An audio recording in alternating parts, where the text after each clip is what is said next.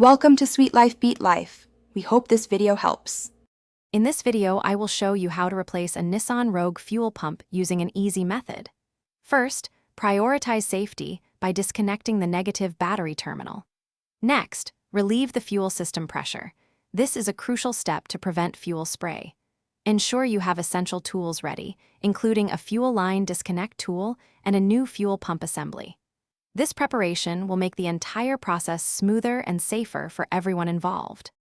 Now, let's access the fuel pump. Begin by locating the rear seat cushion in your Nissan Rogue. You'll need to remove this cushion to reveal the access panel beneath it. Typically, this involves releasing a few clips or bolts. Once the seat is out, you'll see a metal or plastic cover. Before proceeding, thoroughly clean the area around this access panel to prevent dirt from entering the fuel tank. With the access panel open, it's time to remove the old fuel pump.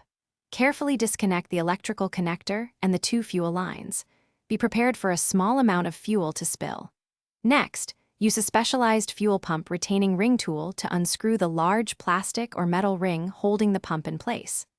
Once loosened, gently lift the entire fuel pump assembly straight out of the fuel tank, being careful not to bend the fuel level float arm. Installing the new fuel pump is essentially the reverse of removal.